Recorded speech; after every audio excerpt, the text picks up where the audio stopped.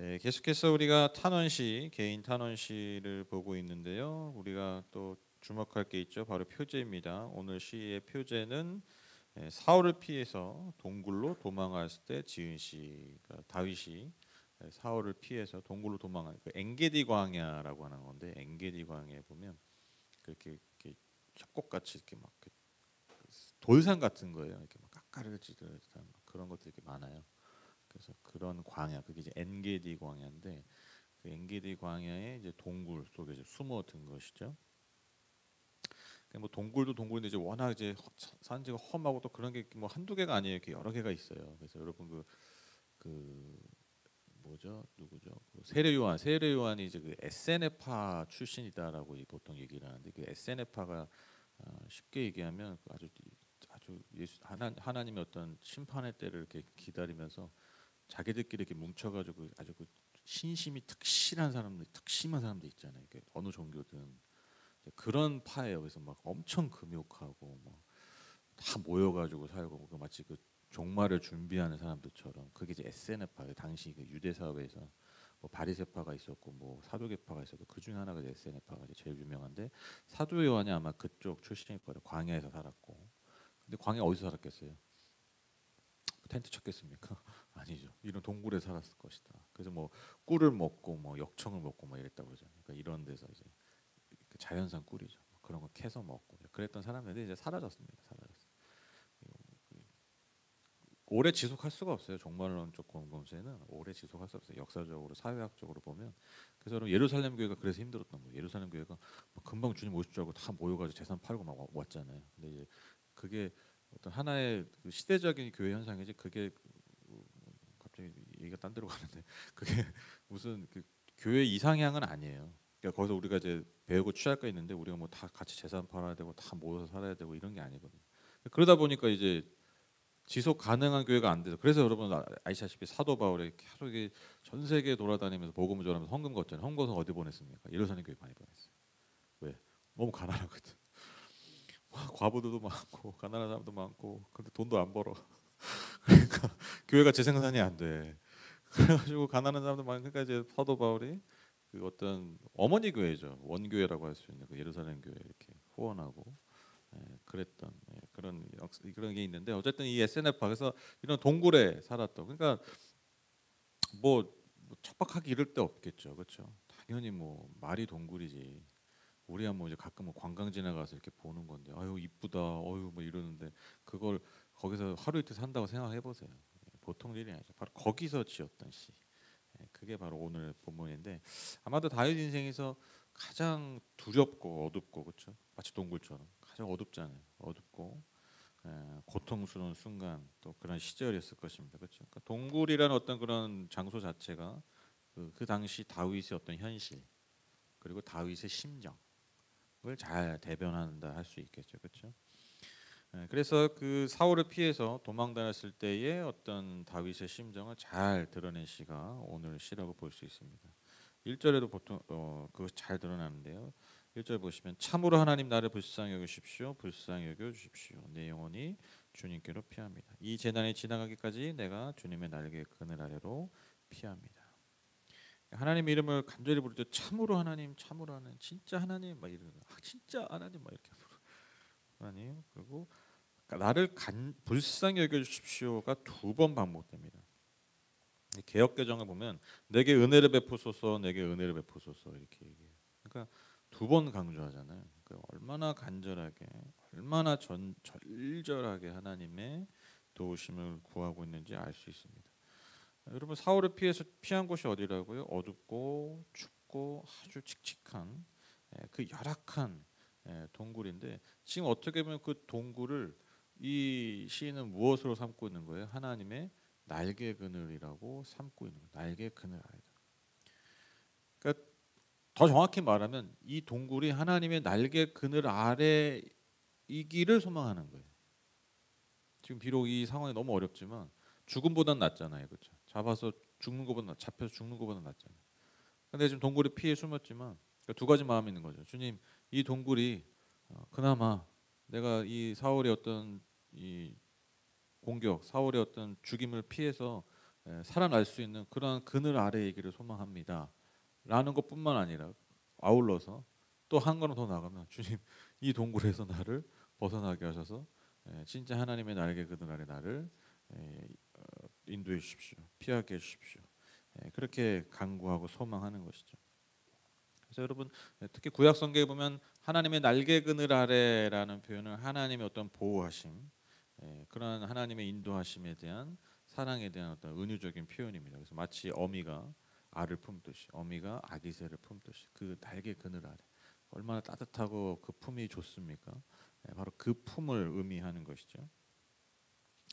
이런 하나님께 시인이 이제 간절히 하나님께 부르짖습니다. 나를 위해 복수해 주신 하나님께 부르짖는데 3절 4절 보시면 하늘에서 주님의 사랑과 진실을 보내시어 나를 구원하여 주십시오. 나를 괴롭히는 자들을 꾸짖어 주십시오. 오 하나님 주님의 사랑과 진실을 보내어 주십시오. 내가 사람을 잡아먹는 사자들 한가운데 누워 있어 보니 그들의 이는 창 끝과 같고 화살촉과도 같고 그들의 혀는 날카로운 칼과도 같았습니다. 이 시인이 지금 무엇을 간구하고 있습니까? 하나님의 구원을, 나를 구원해 주실 그 은혜를 간구하고 있는데 뭘 보내달라고 합니까? 주님의 사랑과 진실을 보내주시어달라고 간구하고 있죠. 여기서 주님의 사랑이 뭐냐면 다른 말로 은혜예요. 이게 헤세드입니다. 헤세드. 여러분 잘 아시는 헤세드. 그리고 진리, 에메트. 그러니까 진실이 진리예요. 진리. 그러니까 요즘이 아니죠. 우리가 자주 쓰는 표현으로 얘기하면 하나님 은혜와 진리를 내게 보내주십시오. 은혜와 진리. 그래서 여러분 그 예수님이 자기 자신을 뭐라고 얘기해요? 은혜와 진리라고 표현하시죠. 은혜와 진리. 나를 통해 은혜와 진리가 이 땅에 내려온 거죠. 그러니까 은혜와 진리가 뭐예요? 구원을 가져오는 거예요. 구원. 그렇죠. 그럼 구원이 어떻게 가능하죠? 은혜가 있어야 가능하잖아요. 그렇죠. 여러분 할 수 있어요? 구원이라는 건요 가장 기본적인 전제가 뭐냐면요 구원은 내가 할 수 없는 거잖아요. 내가 이룰 수도 도달할 수 없는 상태예요. 그게 구원이에요. 그러니까 구원을 간구하잖아요. 그렇죠? 나 살려주세요잖아요. 왜 살려달라고 그래요? 나 혼자 못 사니까. 내가 살 수 있는 힘이 없으니까. 내가 살아날 힘이 없으니까. 이게 기본 전제예요. 구원은. 근데 그 구원을 받으려면 어떻게 돼요? 여러분 만약에 물에 빠진 사람이 있어요. 나 살려달라. 근데 만약 나를 아는 사람이 구할 수도 모르는 사람이 있을 수 있잖아요. 조건이 없잖아요. 그냥 죽어가는 사람 나도 위험을 무릅쓰고 구해주는 거잖아요. 그러니까 은혜라는 게 필요해. 은혜, 구원은 항상. 하나님과 우리의 관계에서는 특히나 그렇죠. 은혜가 필요해. 왜? 우리는 사실 하나님을 반역하고 하나님 앞에 죄를 짓는 원수의 원수. 성경의 표현에 의하면. 그러니까 우리는 하나님의 구원을 받을 만한 능력도 없지만 구원을 받을 만한 조건도 안 돼요. 근데 우리는 구원이 필요하잖아요. 그러니까 뭐가 필요해요? 가장 기본적인 전제가 하나님의 은혜가 필요합니다. 은혜가 없이는 구원이 있을 수가 없어요. 그러니까 내 존재의 내 조건을 뛰어넘는 하나님의 돌보심과 하나님의 그 마음, 하나님의 사랑, 여러분 그것이 없으면 우리는 구원받을 수 없거든요. 그래서 이 시인이 간구하는 게 뭡니까? 하나님의 은혜를 내려달라고 해요. 하나님의 사랑, 그 헤세드가 필요합니다. 또 무엇을 구합니까? 진리를 진리. 진리가 뭡니까? 진짜야 진짜. 참된 것. 참된 삶. 여러분 그게 진짜 구원이잖아요. 그렇죠? 특히나 여러분 원수들과의 싸움에서 지금 무엇이 필요합니까? 참된 것이 무엇이냐. 즉 옳은 것이 무엇이냐. 그래서 여러분 구원이 완성됩니다. 진리 때문에 여러분 구원이 완성이 돼요. 그렇죠? 그냥 살려내는 것만이 아니라 살아나서의 그 완성된 삶을 위해서는 그 구원의 완성을 위해서는 여러분 항상 진리가 필요합니다. 여러분 예수님이 내가 곧 길이요 진리요 생명이라고 말씀하셨잖아요. 그러니까 예수님이 우리를 구원하시잖아요. 아버지께 이르게 하시잖아요. 근데 여러분 그냥 건져내서만 끝나는 것이 아니라 여러분 진리 가운데 우리가 들어가는 거예요. 그러니까 참된 삶 가운데 들어가. 여러분 이게 구원의 완성이잖아요. 그렇죠? 특히 다윗의 상황 가운데서 지금 무엇이 필요합니까? 진리가 필요해. 저 원수와 나와의 관계에서 진짜가 판가름 나야 돼요. 누가 진짜 진정한 왕이냐? 누가 진짜 하나님의 기름 부으신 왕이냐? 누가 진짜 하나님 앞에 옳은 자냐? 그것이 온전히 인정되어야 여러분 구원이 완성되는 거잖아요. 그렇죠? 그냥 단지 동굴에서만 벗어나는 게 아니라니까요. 진리가 있어야 돼요. 진리를 붙들고 있어야 돼요. 그리고 나서 여러분 그 시인의 어떤 지금 이 처한 상황 아주 적나라하게 표현했죠. 마치 사람을 잡아먹는 사자들 한가운데 누워 있다. 여러분 상상해 보세요. 여러분 동물원에 놀러 가는데 뭐 잘못하다가 발 헛디뎌 가지고 사자굴에 들어가 버. 인도 막 이런데 가끔 그런 일 있잖아요. 진짜 거기서 사람 죽고 그러더라고요. 우리처럼 이렇게 막 뭐 아주 뭐 강화유리라고 하나요? 뭐 그런 걸로 한 게 아니라 무슨 이렇게 무슨 이렇게 뭐라고 바리게이트 같은 거 대충 해놓고 근데 막 술 먹고 뭐 들어가가지고 진짜 그런 영상이 있어요. 어떤 인도 남자가 술 먹고 사자굴에 들어가가지고 뭐 끌려가고 막 처음에 막 경계하죠 사자도. 막 진짜 그거 보고 있으면 막 이렇게 뭐 몸서리 쳐지더라고요. 근데 생각해 보세요. 거기 사자 떼가 있어. 사자 떼가 있는데 거기 누워 있다고 생각해 보세요. 진짜 뭐 지금 웃으면서 얘기하지만 상상하니까 남 일이니까 어? 웃으면서 얘기하지만 여러분 이게 내 상황이라고 생각해 보세요. 진짜 뭐 제정신 그러니까 아마 심장마비로 먼저 죽을 것 같아요. 어떤 사람들은 너무 놀래가지고 너무 이 상황이 기가 막혀서. 그러니까 지금 동굴 안에 피신해 있는 다윗의 이 시인의 심정이 이와 같다라는 거예요. 눈만 뜨면 뭐예요? 나를 죽이려는 자들이 둘러있어요. 그러니까 어디로 피할 수밖에 없어요. 그러니까 여러분 동굴로 피할 수밖에 없죠. 심지어 아시죠? 여러분 그 성전에 갔다가 아히멜렉의 도움을 받았는데 거기에도 여러분 사울의 어떤 첩자 같은 그 사울의 신하가 있어서 비참한 일들이 벌어지지 않습니까? 여러분 뭐 그래서 이방 땅에 피해도 날 죽이려는 사람 우리 민족에게도 죽일 놈 다른 민족에게도 죽일 놈 그 피할 게 어디밖에 없어요. 동굴밖에 없어요. 사막밖에 없어요. 아무도 없으니까. 근데 사막은 어떤 곳입니까? 사람이 살 수 없는 데잖아요. 살 수 없는. 그러니까 여러분 생각을 해보세요. 사람이 살 수 없는 데 살아야 내가 살아. 말이 이상한데 말이 되는데 말이 슬프죠. 곱씹을수록. 그렇죠. 사람이 전혀 살 수 없는 데 가야 내가 살아요. 그게 누구의 인생이었어요? 다윗의 인생이었어요. 그러니까 얼마나 비참한 그런 상황이었겠습니까? 그래서 이렇게 표현하는 거죠. 사자가 누워 있는 나를 둘러싸고 있는 거죠. 그러니까 더더욱 하나님의 구원과 즉 하나님의 은혜와 진리를 간구할 수밖에 없었다라는 것이죠. 그리고 나서 이제 5절에 그 찬양의 고백이 나오는데 요거는 그 11절과 같은 이 구절이에요. 5절과 11절 이게 이제 시적으로 보면 이제 후렴찬. 요런 후렴은 반복되잖아요. 그렇죠? 그래서 요거는 이제 나중에 이제 마지막 제가 11절에 다루기로 하겠습니다. 6절 보시면 그들은 내 목숨을 노리고 내 발 앞에 그물을 쳐놓아 내 기가 꺾였습니다. 그들이 내 앞에 함정을 파놓았지만 오히려 그들이 그 함정에 빠져들고 말았습니다. 그러니까 원수들은 시인을 해하기 위해서 그물과 함정을 파놓았죠. 그래서 여러분 시인이 기가 꺾이고 고통을 당합니다. 그런데 시인이 기대하는 게 있어요. 무엇입니까? 그들의 이 악한 행위가 그대로 그들에게 돌아가도록 그가 기대하고 있어요. 소망하고 있어요. 여러분 그래서 저는 우리가 그 하나님의 선에 대해서 이렇게 보통 하나님의 복, 그러니까 선에 대한 그 하나님의 복을 구하잖아요. 그러니까 우리가 예를 들면 뭐 선을 행하고 이런 거에 대한 복을 구하잖아요. 그렇죠? 이게 너무 당연한 거죠. 그렇죠? 우리 막 선을 행하는데 여러분 뭐 기대가 없으세요? 기대가 있잖아요. 선을 행하는데 아이 뭐 하나님 이런 거 가지고 뭐 이런 거 아니잖아요. 우리가 뭔가 선이 있으면 그에 대한 하나님 합당한 보응을 원하듯이 마찬가지예요. 악에 대한 보응을 우리가 또 하나님께 구할 수 있어야 돼요. 악에 대해서 하나님이 심판하시고 악에 대해서 하나님이 갚으시는 것에 대해서 여러분 우리가 간구할 필요가 있어요. 마치 우리가 선에 대한 보상을 간구하듯이 자연스러운 거예요, 그렇죠? 저는 그 현대 신학 중에 이제 신학 어떤 하나의 이론 중에 그런 게 있어요. 만민구원론 들어보셨죠? 만민구원론. 만민구원론이 뭐냐면 쉽게 얘기하면 하나님은 워낙 사랑해, 그러니까 본체가 사랑하시기 때문에 결국엔 다 구원하신다. 그러니까 결국엔 뭐 지옥에 가는 게 아니야. 결국엔 마지막에 다 구원하신다. 뭐 이게 이제 만민구원. 아주 그냥 간단하게 얘기하면 이런 건데. 이제 뭐 여러 가지 문제가 생기죠. 그럼 뭐하러 예수 믿냐? 뭐하러 뭐 열심히 사냐? 뭐하러 교회 다니고 뭐 이렇게 사냐? 뭐 이유가 없잖아요. 결국엔 구원 받는데. 뭐 근데 이런 문제도 있지만 저는 다른 것 떠나서 여러분 그 예를 들면 여러분 히틀러 어떡할 거예요? 히틀러 구원받아야 돼? 결국에 그 사람이 공식적으로 죽인 유대인만 여러분 600만 명이에요. 600만 명. 여러분 600만 명이라고요. 600만 명. 그것도 그냥 죽였습니까? 생체 실험하고 가스실에서 가스 먹이 죽이고 죽지 못해서 죽은 사람도 많고. 아니, 그러니까 죽지 못해서 하는 거지. 그러니까 살고 싶었는데 막 어쩔 수 없이 그냥 그 열악한 환경 때문에 질병으로 죽은 사람도 많고. 뭐 그냥 그 기차 안에다가 그 뭐 이동하면서 기차 안에서 가스에서 죽이기도 하고.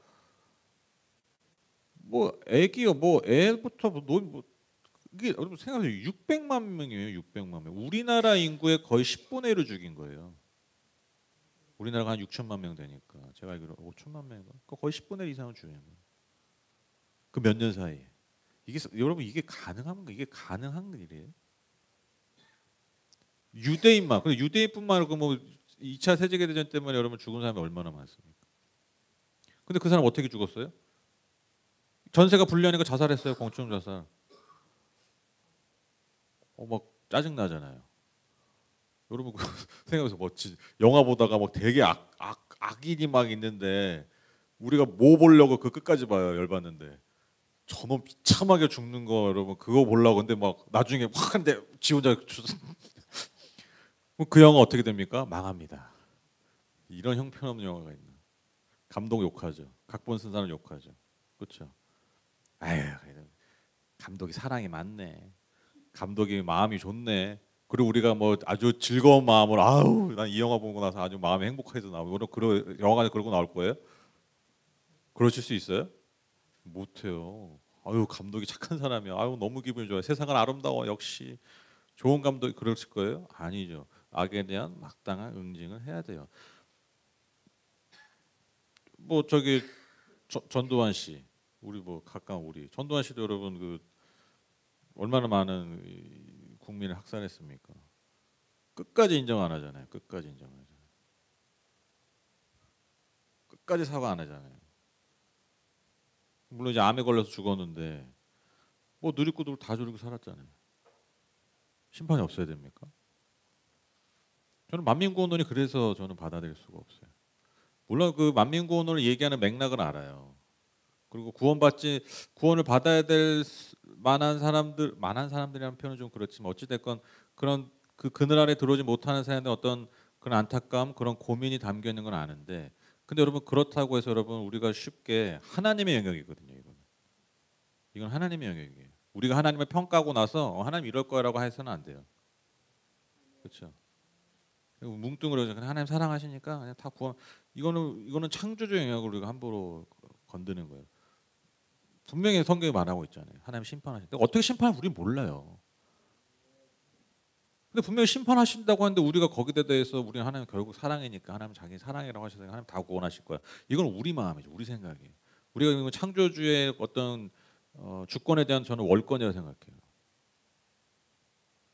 감히 얘기할 수 없어요. 제가 바라는 건 그거예요. 반드시 심판받아야 할 사람들은 있다는 거. 하나님이 정산해야 되는 존재들이 분명히 있어요. 분명히 있어요. 그래서 제가 이 말씀 드린 것은 무슨 사람을 미워하고 막 그런 사람들 미워하고 그냥 뭐 좀만 잘못하면 저놈은 심판받아라 막 이러라고 하는 얘기가 아니라 하나님의 주권에 대한 분명한 인정, 그리고 하나님 이 세상 악에 대해서 반드시 하나님 보응하십시오라는 우리의 그리스도인들의 담대함이 있어야 돼요. 저는 이 부분을 얘기하고 싶은 거예요. 그래서 악에 대해서 아유, 하나님 또 알아서 선을 아시겠지 뭐. 아유 그냥 참아라. 모난 돌이 정 만든다. 여러분 세상 사람이 다 그러고 살았으면 여러분 지금 우리가 이런 세상을 누릴 수 있을 거예요? 아니에요. 그 가운데서 심판을 얘기하고 그 가운데서 싸웠던 그런 사람들이 있었기 때문에, 그런 예언자들 선지자들이 있었기 때문에,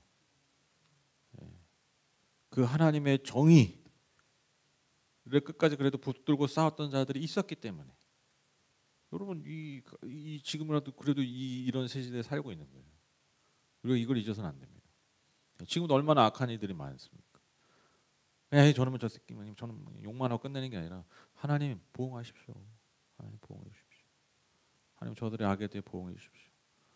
우리가 이런 담대함이, 이런 강구가 때로는 있어야 돼요. 저는 그렇게 생각해요. 저는 그래서 이 시편 6편 저들이 걸려놓은 저들이 나를 죽이려고 했던 그 함정에 결국 저들이 걸릴 것이다. 이런 담대함이 있어야 됩니다. 마지막으로 이제 시인이 하나님을 향한 찬양과 찬양의 맹세로 시를 마무리하는데요. 7절 10절 보시면 하나님 나는 내 마음을 정했습니다. 나는 내 마음을 확실히 정했습니다. 내가 가락에 맞추어 노래를 부르겠습니다. 내 영혼아 깨어나라 검은 고야 수금아 깨어나라 내가 새벽을 깨우련다. 주님 내가 만민 가운데서 주님께 감사를 드리며 문나라 가운데서 노래를 불러 주님을 찬양하렵니다. 주님의 한결같은 그 사랑 너무 높아서 하늘에 이르고 주님의 진실하신 구름에까지 닿습니다. 이 시를 보면 다른 개인 탄원시와는 좀 다르게 좀 찬양이 두드러져요. 찬양이 좀 많아요. 이 뭐라고 그럴까요? 이 구조상 또 분량상 찬양이 좀 더 두드러지죠. 특히 이제 7절에 보시면 내가 하나님에 대한 하나님을 찬양하는 것에 대한 그 믿음에 대한 확고한 표현을 하게 되는데 개역 개정은 이걸 어떻게 표현하고 하냐면 7장 여러분 아시죠? 내 마음이 확정되었고 확정되었으며 싸우니 여러분 많이 들어보셨죠? 그래서 찬양도 있잖아요. 내 영혼이 확정되고 확정되었사오니 그게 이 시편 가지고 57편 가지고 지은 찬양. 그러니까 내가 하나님을 향한 믿음이 확고합니다. 가지고 확실합니다를 아주 강조하고 있어요. 그리고 내가 그래서 주님을 찬양합니다. 아주 이 시인의 이 다윗의 의지가 잘 드러난 시가 바로 57편이라는 것이죠. 그래서 시인이 자기 영혼에게 명하죠. 깨어라. 내 영혼을 깨어나서 하나님을 찬양하라. 그리고 악기들에게도 명합니다. 악기도 깨어나서 하나님을 찬양하라. 그리고 시인이 자기 뭐라고 얘기합니까? 내가 새벽을 깨울 것이다. 여러분 새벽은요 하나님의 도우심과 하나님의 구원이 이루어지는 순간입니다. 새벽에 뭐가 뜨기 때문에 해가 뜨기 때문에. 그러니까 이 많은 고통을 당했던 사람들이 특히 구약의 그 히브리인들이 뭘 기대했냐면 이 힘든 상황, 이 고통의 상황은 흑암이에요, 흑암. 근데 새벽은 무슨 시간이에요? 해가 뜨는 그 어둠이 물러가는 시간. 그래서 내가 새벽을 깨울 것이다. 즉 내가 반드시 하나님의 구원을 볼 것이다. 이것을 지금 고백하는 거예요. 내가 새벽을 깨우리로다. 이게 내가 꼭 새벽기도 할 것이다. 이게 아니에요. 내가 꼭 새벽기도를 나갈 것이다. 이런 의미가 아니라 하나님의 구원을 내가 반드시 볼 것이다. 이게 새벽을 깨우리로다라는 표현의 의미입니다. 그런데 여러분 더 주목할 게 뭐냐면 시인의 찬양은요 단지 개인을 넘어서 또한 만민과 모든 나라를 확장합니다. 그렇죠? 9절에 주님 내가 만민 가운데서 주님께 감사를 드리며 문나라 가운데서 노래를 불러 주님을 찬양하렵니다.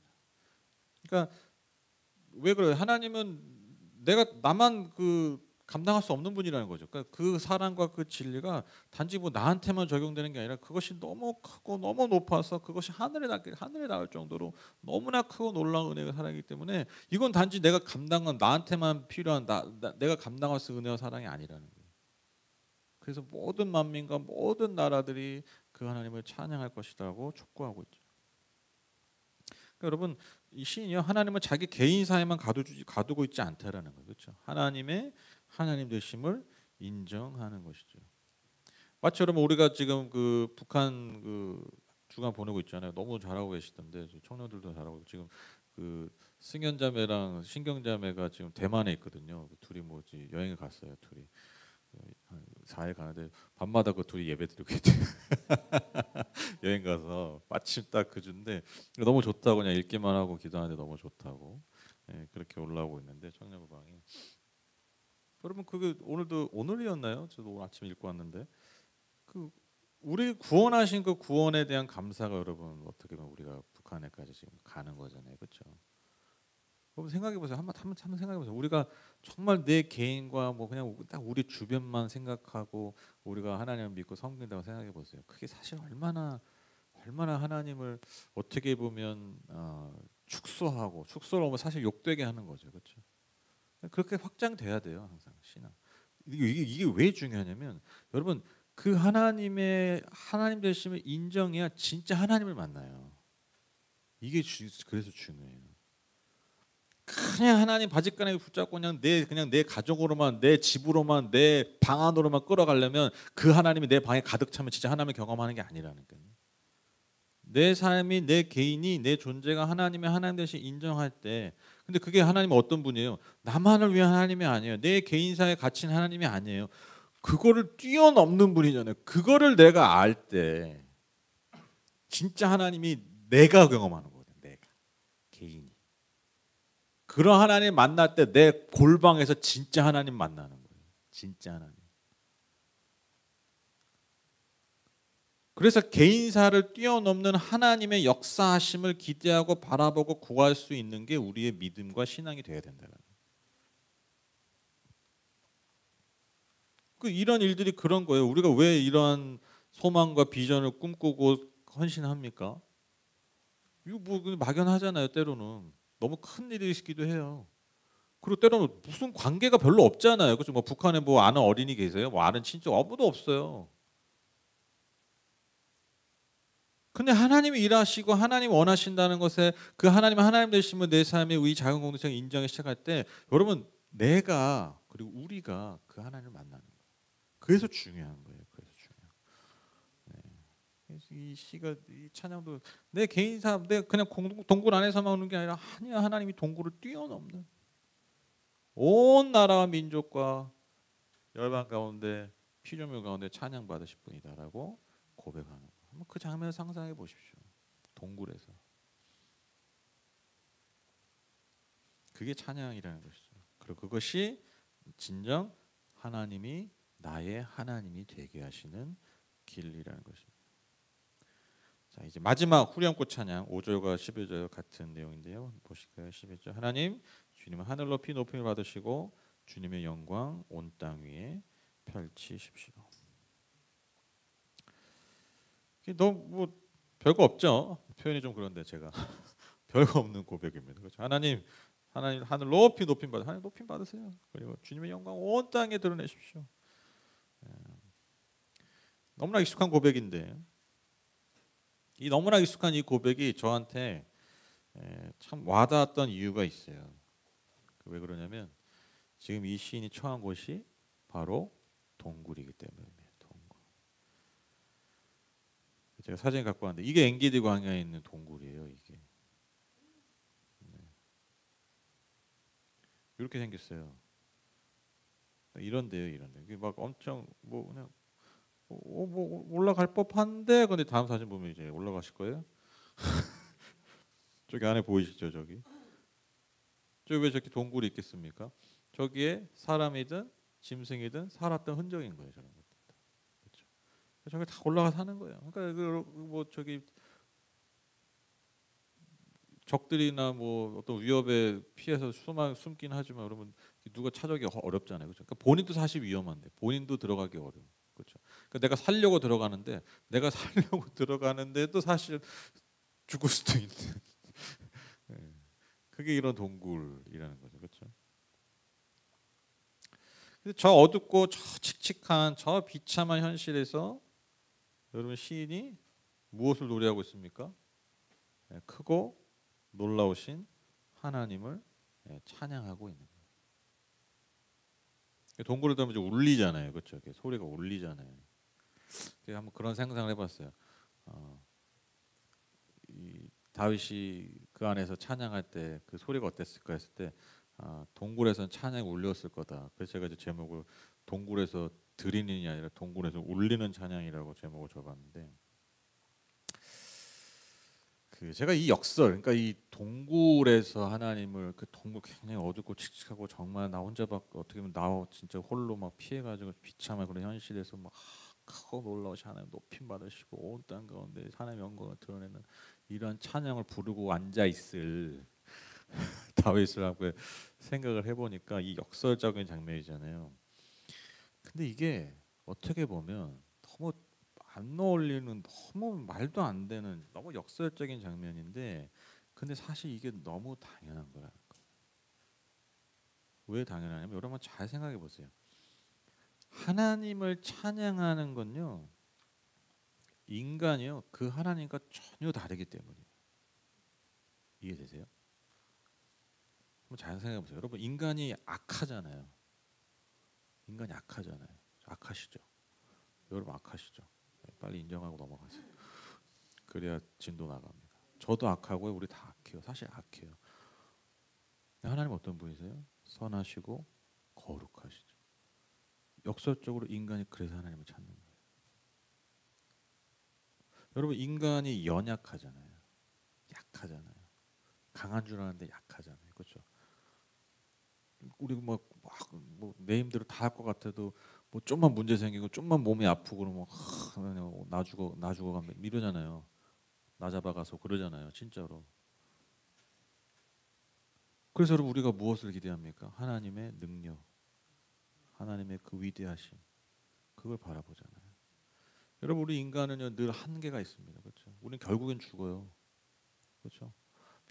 평생 뭐 아무 일도 없이 살 것 같지만 결국에는 우리의 생이 다해서 결국 흙으로 다 돌아갑니다.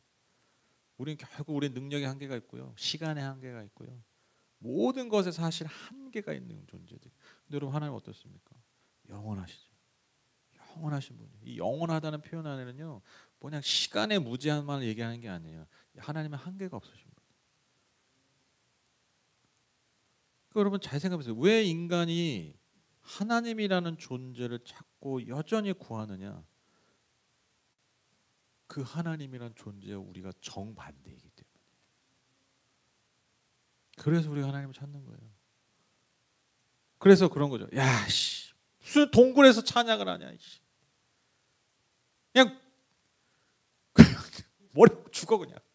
하나님 욕하고 죽어 그냥. 하나님 없어.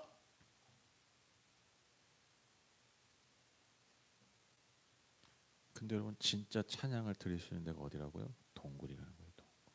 진짜 찬양. 왜? 내가 그렇게 연약하고 내 한계를 직면하고 나의 부족함을 마주하는 시간이기 때문에. 그래서 그것과 정반대이신 그 하나님을 찾고 그 하나님을 믿고 그 하나님을 찬양하는 그 장소가 바로 동굴이라는 것입니다. 동굴.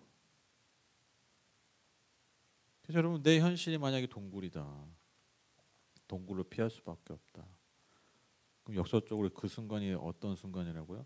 주님을 향한 나의 믿음이 더 확고해지고 주님을 향한 나의 찬양이 더 높아지고 더 울리는 그 찬양이 막 동굴에서 울리듯이 내가 주님 앞에 찬양을 드리는.